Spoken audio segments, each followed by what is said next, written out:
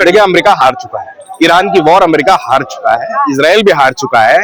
इन्होंने जो भ्रम पाला था कि हम आएंगे 4 दिन में तेहरान पर झंडा लहरा देंगे, पूरा भ्रम टूट गया। ईरान ने बता दिया कि असली जो धुरंधर है वो ईरान है। ईरान ने अमेरिका को घुटने पे ला दिया। जो अमेरिका आज के डेट में ट्रंप रो रहा है कि उसे सेफ एग्जिट मिल जाए, स्ट्रेट ऑफ हॉर्मुज आज बंद हो गया, जिसका नुकसान किसको हो रहा है? जब अयोतुल्ला जी की मृत्यु हुई, भारत की जिम्मेदारी थी कि जाकर वहां श्रद्धांजलि देना, पर एप्स्टीन फाइल के चक्कर में हम लोग डरे हुए रहे, नहीं हम श्रद्धांजलि नहीं देंगे। आज ये हालत है कि पलायन करने पर लोग मजबूर हैं इस देश के अंदर। भाई एप्स्टीन जो था वो मोसाद के लिए काम करता था। हमारा विदेश मंत्री मोसाद के एजेंट से, जो चाइल्ड रेपिस्ट है, चाइल्ड मोलेस्टर है, किस लिए मिलने गया था? भारत ने डिप्लोमेटिक फेलियर के रूप में ईरान तक को खो दिया। आज के डेट में ईरान हमारा एक बहुत बड़ा एलाई होता था। भारत में यूको बैंक जो आज बचा है वो ईरान की वजह से बचा हुआ है। उस बैंक आज ईरान के साथ हमारे संबंध खराब, नेपाल के साथ हमारे संबंध खराब, श्रीलंका के साथ हमारे संबंध खराब, पाकिस्तान के साथ हमारे संबंध खराब, चाइना के साथ भी अभी हमने हल्का फुल्का फ्लर्ट किया था, लेकिन वापस हम हमारे प्रधानमंत्री मोदी के सामने सरेंडर कर दिए। पूरे एशिया में हमने अपने आसपास के लोगों से दुश्मनी लेकर रखी। ये डिप्लोमेटिक फेलियर है। अमेरिका को तो अपना माल बेचना है, जहाज बेचना है, अपने हथियार बेचने हैं, इजराइल को अपना हथियार बेचना है, लेकिन जब आपके ऊपर विपदा आएगी तो आपके नेबरिंग कंट्रीज तो आपका साथ देंगे। आज हम घिर चुके हैं। मोदी ने अपनी वाहवाही के चक्कर में भारत को आइसोलेट कर दिया है पूरे एशिया के अंदर। तो अगर मोदी की वाहवाही हो रही है तो देश की तो वाहवाही हो रही है, वही तो रिप्रेजेंट कर रहे हैं। मोदी देश नहीं है, रिप्रेजेंट कर रहे हैं ना। रिप्रेजेंट देश के प्रधानमंत्री की अगर कहीं तारीफ हो रही है, वाहवाही हो रही है, तो इसका मतलब है कि हमारे देश की वाहवाही। अगर देखिए मोदी की कोई भी रैली होती है, कहीं भी सभा होती है, तो लोग ये नहीं कहते इंडिया इंडिया, भारत भारत नहीं कहते, लोग मोदी मोदी कहते हैं। अगर इतना ही देश को रिप्रेजेंट कर रहे हैं तो इंडिया इंडिया के नारे क्यों नहीं लगते? भारत भारत के नारे क्यों नहीं लगते? हिंदुस्तान जिंदाबाद के नारे क्यों नहीं लगते? मोदी मोदी के नारे लगते हैं।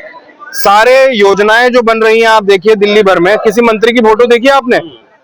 जो मंत्रालय मोदी जी को जिसकी स्पेलिंग भी नहीं पता है, उस मंत्रालय पर उनका फोटो लगा हुआ है। मोदी इंडिया नहीं है। इंडिया बहुत बड़ा है, इंडिया का इतिहास बहुत बड़ा है। 10-12 साल में इन्होंने आकर भारत को डिस्टर्ब करने का काम किया है, लेकिन मुझे पूरा यकीन है कि समय बदलेगा और भारत को हम फिर से रिक्लेम करेंगे। जिस भारत की हम बात करते थे, आज सोशल मीडिया पर आप सोशल मीडिया चला रहे हैं, आप यूट्यूब चला रहे हैं, जो रेस्ट्रिक्शन आज फील हो रही है, क्या ये आपका दम नहीं घुट रहा है? तो भारत अगर लोकतंत्र है तो उसे साबित करना पड़ेगा नागरिकों को। नागरिकों की जिम्मेदारी नहीं है कि बताना कि ये लोकतांत्रिक देश है, ये सरकार की जिम्मेदारी है। अगर इस देश को आज के डेट में, मैं ये नहीं कहता भारत एक लोकतांत्रिक देश है, भारत एक सेमी डिक्टेटरशिप कंट्री है, जिस बात को सबको स्वीकार कर लेना चाहिए। हम तो लोकतंत्र की माँ कहे जाते हैं, आप कह रहे हो कि लोकतंत्र ही नहीं। We are mother of democracy with a miscarriage. हम मदर तो बनने वाले थे, लेकिन हमारा मिसकैरेज हो गया, मर गया हमारा डेमोक्रेसी। मोदी जी फादरलैंड उसे बताते हैं। भाई उनका फादर हो सकता है इजराइल। हम सबको अपने अपने फादर का नाम हमारे पैन कार्ड पे लिखा हुआ है। मोदी एकमात्र है जिन्होंने अपने फादर बेंजामिन नेतन्याहू को मना लिया। भाई इजराइल से हमारा क्या लेना देना? इजराइल कब से हमारा फादरलैंड हो गया? ये मदर फादर क्या होता है? जमीन जमीन होती है यार। गृह मंत्री अमित शाह जी का एक बयान अब वायरल हो रहा है और वो कह रहे हैं कि बिना नरेंद्र मोदी के दुनिया के किसी भी मुद्दे पर कोई भी देश कोई डिसीजन नहीं ले सकता। अमित शाह को कुछ नहीं पता कि दुनिया कैसे चल रही है, क्या निर्णय हो रहे हैं। पूरा यूरोप किस तरीके से ऑपरेट कर रहा है, पूरा साउथ अमेरिका किस तरीके से ऑपरेट कर रहा है, कौन पूछ रहा है मोदी को? क्या उपलब्धता है मोदी की? जस्ट वो ट्रम्प की चमचागिरी करने में, जस्ट ट्रम्प की चमचागिरी करने से आप महान नहीं बन जाते। भारत ने ऐसे भी प्रधानमंत्री देखा है जिसने निक्सन का फोन रख दिया और बोला जो कर सकता है वो कर ले। भारत सबसे बड़ा कंज्यूमर मार्केट है पूरी दुनिया में। 1.5 बिलियन लोग इस देश के अंदर रहते हैं। इसके बावजूद भी अगर आप इस पावर को लेवरेज नहीं कर पा रहे हैं अपनी डिप्लोमेसी के लिए, तो ये दुख की बात है कि एक अनपढ़ आदमी देश का प्रधानमंत्री बना हुआ है। ये युद्ध विराम को आप क्या देखते हैं? अमेरिका की हार के रूप में देखते हैं या इसके पीछे कोई और षड्यंत्र? अमेरिका हार चुका है। ईरान की वॉर अमेरिका हार चुका है, इजराइल भी हार चुका है। इन्होंने जो भ्रम पाला था कि हम आएंगे 4 दिन में तेहरान पर झंडा लहरा देंगे, पूरा भ्रम टूट गया। ईरान ने बता दिया कि असली जो धुरंधर है वो ईरान है। ईरान ने अमेरिका को घुटने पे ला दिया। जो अमेरिका आज के डेट में ट्रंप रो रहा है कि उसे सेफ एग्जिट मिल जाए, स्ट्रेट ऑफ हॉर्मुज आज बंद हो गया, जिसका नुकसान किसको हो रहा है? जब अयोतुल्ला जी की मृत्यु हुई, भारत की जिम्मेदारी थी कि जाकर वहां श्रद्धांजलि देना, पर एप्स्टीन फाइल के चक्कर में हम लोग डरे हुए रहे, नहीं हम श्रद्धांजलि नहीं देंगे। आज ये हालत है कि पलायन करने पर लोग मजबूर हैं इस देश के अंदर। मोदी जी जिक्र कर रहे हैं कश्मीर फाइल्स का, धुरंधर का। कश्मीर फाइल्स फेक है, केरला फाइल्स फेक है, असली सिर्फ है एप्स्टीन फाइल, जिसमें लिखा है कि हमारा प्रधानमंत्री नरेंद्र मोदी ट्रंप के कहने पर इजराइल में जाकर नाच गाना किया है। तो यार हम प्रधानमंत्री चुनने थे, हम नचनिया बजनिया तो चुनने नहीं आए थे। बहुत सारे लोग मीडिया पर भी ये बात होती है कि सिर्फ मोदी का या सिर्फ और किसी का नाम नहीं, बल्कि विपक्ष के नेताओं का भी इसमें नाम है। किस संदर्भ में नाम है?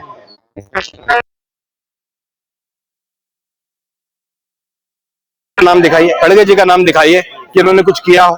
नाम तो इनका है, इनके मिनिस्टर का, हरदीप पुरी का, जो एप्स्टीन से मिला जाकर, जानते हुए भी कि वो चाइल्ड मोलेस्टर है, चाइल्ड रेपिस्ट है, उसको कन्विक्टेड चाइल्ड रेपिस्ट था वो। ऐसा नहीं था कि जब वो मिले तो वो सब्जुडिस मैटर था, he was a convicted child molester, child rapist, जिसे हरदीप पुरी जाकर 3 से 4 बार मुलाकात की और इंटरव्यू में भी उन्होंने स्वीकार किया। क्यों मिल रहे थे भाई? एप्स्टीन जो था वो मोसाद के लिए काम करता था। हमारा विदेश मंत्री मोसाद के एजेंट से, जो चाइल्ड रेपिस्ट है, चाइल्ड मोलेस्टर है, किस लिए मिलने गया था? बहुत सारे सवाल हैं जिसकी जांच होगी, ये चिंता ना करें। इनके बुत गिराए नहीं जाएंगे, बुत रखे जाएंगे ताकि उन पर कालिके पोती जा सके। जिस तरह से ये जो मध्यस्थता हुई है, क्या इसके पीछे अमेरिका की कोई साजिश है, षड्यंत्र है कि वो दोबारा हमला कर सकता है, या फिर अमेरिका पीछे हट चुका है, डर चुका है? क्या अमेरिका तो डर चुका है। अमेरिका, देखिए, अमेरिका एक कैपिटलिस्ट देश है बहुत लंबे समय, क्योंकि कल जो खबर आई कि फ्रांस ने अपना 129 टन ऑफ गोल्ड जो अमेरिका के बैंकों में था उसको बेच दिया और उतने का ही यूरोप में खरीद लिया। तो लोग भी डरे हुए हैं, जो इन्वेस्टर्स हैं, जो बड़े बड़े पूंजीपति, उनका पैसा अमेरिका में लगा हुआ है, और जब तक ये वॉर चलेगी स्टॉक मार्केट ऊपर नहीं जाएगा, पैसा नहीं बनेगा, तो ये सारा खेल पैसों का ही है। तो पैसे वाले लोग इसको बहुत लंबा नहीं चलने देंगे। देखो, ये तो हिमंता बिस्वा शर्मा और भारतीय जनता पार्टी के संस्कार बताते हैं कि किस तरीके की भाषा का प्रयोग वो लगातार करते रहे। Leader of opposition Rahul Gandhi ji के लिए हो, चाहे वो कांग्रेस अध्यक्ष मल्लिकार्जुन खड़गे, जो इस समय देश के सबसे बड़े दलित नेता, और उनका संघर्ष लोग जानते हैं, प्रधानमंत्री भी जानते हैं कि किस प्रकार उनके परिवार के पास साथ दुर्घटना हुई और उसके बाद वो एक ब्लॉक अध्यक्ष, आज कांग्रेस के राष्ट्रीय अध्यक्ष बने हुए हैं। ऐसे आदमी के लिए, बुजुर्ग आदमी के लिए इस तरीके की भाषा का प्रयोग करना, ये बताता है कि हिमंता पूरी तरह फ्रस्ट्रेट है, और किस तरीके से उन्होंने जो भ्रष्टाचार कर रखे हैं आसाम में, उनको पता है जिस दिन भी सरकार गई हिमंता को जेल में रहना होगा। और मुझे लगता है कि प्रधानमंत्री को इंटरवीन करना चाहिए कि leader of opposition in the Rajya Sabha में कांग्रेस प्रेसिडेंट के साथ इस तरीके का दुर्व्यवहार करने वाला व्यक्ति उनके यहाँ बैठा हुआ है। तो अगर ये भारतीय जनता पार्टी के संस्कार हैं, तो हमें खुशी है कि हम ऐसे सत्ता के, ऐसी ताकत के खिलाफ लड़ते रहेंगे। पर उन्होंने लीगल एक्शन लिया है, एफआईआर हुई है, असम की पुलिस दिल्ली तक पहुंची है, तो ऐसा नहीं लगता कि कहीं कांग्रेस या खेड़ा जी जो बोल के फंस गए हैं? नहीं, फंस क्या गए हैं, सरकार उनकी है, पुलिस उनकी है, वो चाहे 50 एफआईआर लिख दें, हमारी सरकार होगी, हम 50 एफआईआर लिख देंगे, उसमें एफआईआर लिखने से क्या होता है? वो दोषी हैं कि नहीं है तो न्यायालय को तय करना है। न्यायालय बताएगा कि उन्होंने जो दस्तावेज जारी किए हैं वो सच है या झूठ है, तो जांच का विषय है। अब सबसे बड़ी बात यह है कि इलेक्शन कमीशन के अधीन आती है इस समय असम पुलिस, क्योंकि मॉरल कोड ऑफ कंडक्ट लगा हुआ है। उसके बाद भी अगर पुलिस हिमंता बिस्वा की सुन रही है, तो ये इलेक्शन कमीशन और भारतीय जनता पार्टी की मिलीभगत नहीं नजर आती आपको? पर जिस तरह से आजम खान का मामला था, फर्जी पैन कार्ड और आधार कार्ड के मामले में वो जेल काट रहे हैं, अब अगर इतना बड़ा मामला है कि 3 उनके फर्जी पासपोर्ट पाए जा रहे हैं, तो नहीं लगता कि यहाँ पर भी लीगल एक्शन की कार्रवाई कांग्रेस की तरफ से शुरू होनी चाहिए? कांग्रेस तो सरकार में अगर होती तो लीगल एक्शन शुरू होता। ये जो मामला है ये केंद्र का मामला है, मिनिस्ट्री ऑफ एक्सटर्नल अफेयर इसकी जांच कर सकती है। हमारे पास तो मिनिस्ट्री ऑफ एक्सटर्नल अफेयर है नहीं, तो हम कैसे जांच करेंगे? ये तो सरकार को, तो जयशंकर को या मोदी को आगे आकर इसकी जांच करानी चाहिए कि इनके अगर आरोप लगे हैं कि 52,000 करोड़ रुपया व्यमिंग यूएस में है, इनका जो भाई है, जो सीनियर आईपीएस ऑफिसर है, जिसका परिवार दुबई में रहता है, 18 लाख रुपए वेतन है उसके भाई का, लेकिन उसका बेटा जिस स्कूल में पढ़ता है उसकी 21 लाख रुपए फीस है। कैसे एक अधिकारी का परिवार दुबई में रह रहा है और इतनी लैविश लाइफस्टाइल को कैसे जी रहा है, ये तो जांच का विषय है। इसमें तो जांच होनी चाहिए कि किस तरह का भ्रष्टाचार में लिप्त पाया जा रहा है ये आदमी। इसका पूरा परिवार भ्रष्टाचार में लिप्त है। असम के अंदर आज के डेट में फ्री वॉइस नहीं, चाय के बगान से लेकर जितनी भी किसानों की जमीन है उस पर हिमंता बिस्वा शर्मा की फैमिली कब्जा किया जा रही है। तो क्या ये लोगों को नजर नहीं आ रहा है क्या? और ये कहा जा रहा है कि घुसपैठियों को बचाने के लिए ये कांग्रेस जो है वो इतना तिलमिलाई हुई है। अच्छा, सरकार पिछले साल से 12 साल से इनकी है। घुसपैठिए अगर असम में घुस रहे हैं तो वो बॉर्डर से घुस रहे होंगे, तो बॉर्डर जो पुलिस है वो तो केंद्र के हाथ में है। ये तो अमित शाह को गाली दे रहा है। हिमंता बिस्वा शर्मा अमित शाह को गाली दे रहा है कि अमित शाह एक नंबर का निठल्ला गृह मंत्री है। किसके राज्य में इसके गृह मंत्री होते हुए भी देश के अंदर लोग घुसते आ रहे हैं। ये तो रक्षा मंत्री राजनाथ सिंह जी को निठल्ला कह रहा है। तो अपनी सरकार को घेरने का काम कर रहा है। पर वो तो खुद मुद्दा उठाते हैं घुसपैठिए का। अमित शाह जी ने आके फिर कहा ये बयान दिया। तो अपने आप को भी गाली देने का हुनर अगर किसी में है तो भारतीय जनता पार्टी में। अपने आप को जिस प्रकार सावरकर ने वीर कहा, उसी प्रकार अमित शाह अपने आप को निठल्ला कहते नजर आ रहे हैं हर जगह। तो कांग्रेस चाहती है घुसपैठिए निकले? अरे कोई भी देश चाहेगा घुसपैठिए। जो हमारे लीगल जो लोग यहाँ के रेसिडेंट हैं, जो सिटीजन है वो रहेंगे, जो इलीगल है वो बाहर जाएंगे। लेकिन उसके लिए एक प्रक्रिया होती है, उसकी जांच होती है। ये नहीं कि आप चुनावी मंच पर चल के किसी को भी गाली देने का काम करें। और जिस प्रकार का भाषा वो प्रयोग करते रहे माइनॉरिटीज के लिए, ये कितना दुर्भाग्य की बात है कि चुना हुआ मुख्यमंत्री जो संविधान की शपथ लेता है, कहता है कि मैं बिना किसी राग द्वेष के लोगों के साथ न्याय करूंगा, उसी संविधान उसी ओथ की अवहेलना करता है।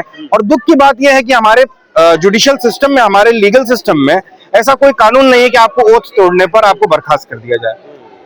वो कहता है कि कोई मियाँ 5 रुपए मांगे तो आपको 4 रुपया देना है। ये भाषा एक मुख्यमंत्री की तो नहीं हो सकती, एक सड़क छाप गुंडे की जरूर हो सकती है। अभी तक तो मुसलमानों के लिए बोलते थे, तो राहुल गांधी, मल्लिकार्जुन खड़गे, पवन खेरा, क्या पता ये रजिस्टर्ड पागल बोल रहे हैं। देखिए, जो पागल, जो बेसिकली भ्रष्टाचार फ्रस्ट्रेटेड आदमी होता है, वो इस तरीके की भाषा हर जगह करता है। वो मोदी को भी गाली देगा।